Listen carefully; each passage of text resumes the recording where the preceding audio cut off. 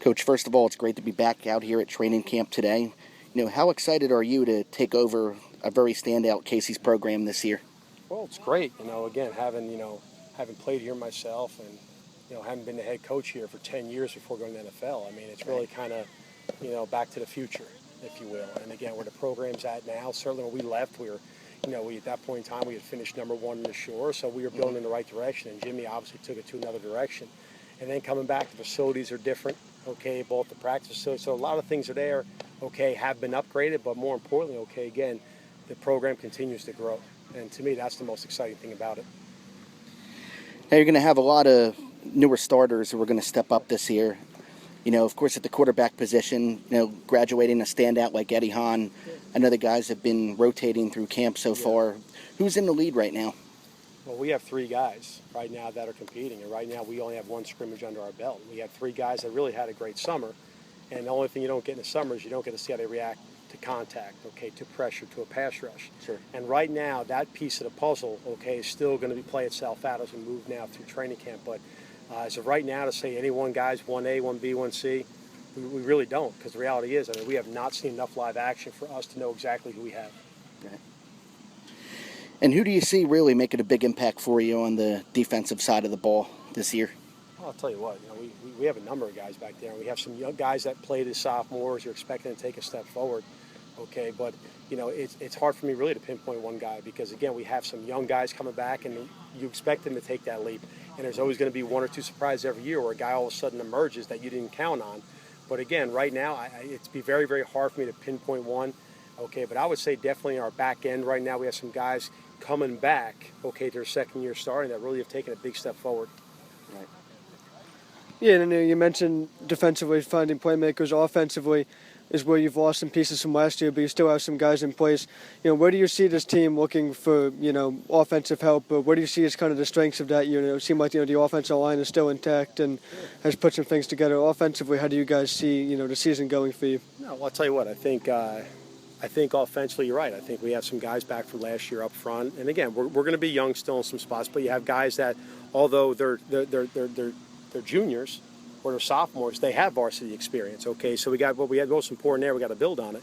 But in terms of, okay, where our depth is, I think we have three, and I mean it, three outstanding running backs, okay? Mm-hmm. And we have depth at wide receiver, okay? And I will tell you, this wide receiving core right now is the deepest group I've ever had since I've been part of Red Bank Catholic. And that goes back to player, my 10 years previous as head coach to now.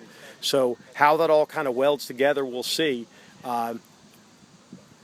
It's more right now, it's more of an unknown relative to experience and not an unknown in terms of talent. Yeah, just early on here, how do you see, you mentioned the receivers and the running backs, how you're going to balance it out in terms of, having a good defense and wanting to help them out with the running game and then, also being able to throw the ball, things like that. How do you see yourself kind of, establishing your identity offensively, I guess? Well, I'll tell you what. The thing about it is everyone looks, at least on paper, in these kind of settings here in interviews, they want to say they're a balanced offense, okay? Right. And unfortunately, my personality in that's very, very different. It's like anything else you want to play to your strengths, whatever that is.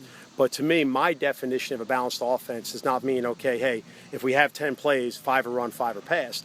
To me, a balanced offense and the one we strive for is one where when we need to run it, we can run it. But when we need to throw it, we can throw it because week by week your matchups are different. Week by week, weather is different. Okay, there's games, the teams that want to throw the ball around the park, okay, then get in a bad weather and they can't adjust the run game. And there's some other teams now that maybe can't handle the run game. The strength inside might be an issue. We got to spread you out and throw it and don't have it. I think for us, okay, our goal is balance. And by our balance, it's nothing statistical. It's strictly philosophical and matchup. Still have a couple scrimmages here to go, Coach. Getting through the preseason. We're only heading towards the end of August now. Sure. You guys open up against Middletown South on your home field, one of the best programs in the state. Sure. Coach Antonucci's always done such a great job there. Sure has. How can you guys be, both mentally and physically prepared for such a battle? Just prepare. It's Middletown South. There's nothing else to say. Okay, and I always said as a coach, okay, the easiest games to motivate are your first games and your last games. Right. It just happens to be our openers against Middletown South, though to me, that game motivates itself. Now, if you can't get physically and emotionally ready and prepared for that one, then you really don't belong playing football. Okay, but in terms of what we're doing, we're going to prepare for them like everyone else. Okay, and right now, every step this month, we have 3 more scrimmages left up. Those are all part of the process and the building blocks to Middletown South. So that's how we're prepared. And then lastly, Coach, as you mentioned, you were the head coach here before Coach Portella took over. Spent some time in the NFL as an assistant for the Cleveland Browns. What did you learn through that experience that you can bring back to Red Bank Catholic and really teach the kids?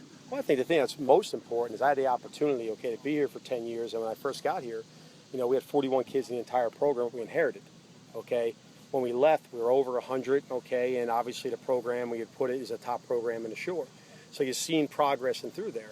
Then I had the opportunity to go to New England Patriots, and then for New England to go to the Browns. So I've had the opportunity to see different ends of the spectrum, okay? What's worked and why, and what's failed and why. So a lot of what I've been able to learn from Cleveland, there's lessons you learn in everything. But a lot of what I'm taking from New England and being around Coach Belichick so much, more importantly about expectations. The word culture that is so misused, okay? But understanding, okay, the importance of carving out roles, making sure people understand their roles, and those people taking pride to star in those roles. That's the one thing I'm taking on down here, because at this level, it has been different. This level has become more self-centered than it was from I left. More self-promotion I left. So getting them to understand team concepts are not as easy as they used to be. And unfortunately, coming from a place like New England, where it's team before anything else, it's role before self.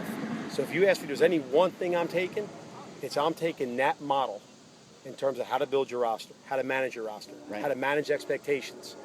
That's what I'm applying here.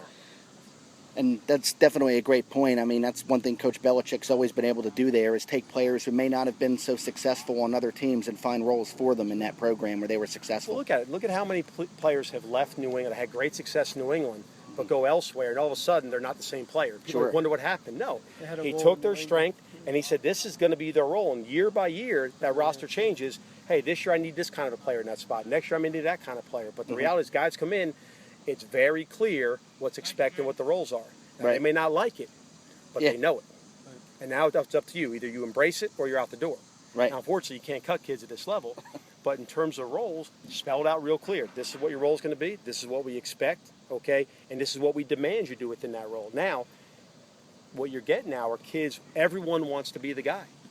But no one wants to take the steps necessary to be the guy. And this is part of them. And I tell you, if you ask me the one difference when I left, 2008 was my last season to now, I think just the mentality of the high school player. And this I blame on all the 7-on-7s. I blame it on all the Twitter, all the recruiting sites. It's become so self-absorbing. It's become so self-promoting that if you're not on top of it, any semblance of team evaporates. That's the biggest challenge at this level. I see it right now. All right, Coach, thanks a lot, and best of luck this season. Great, man. Thank you. Guys, nice meeting you. Good luck.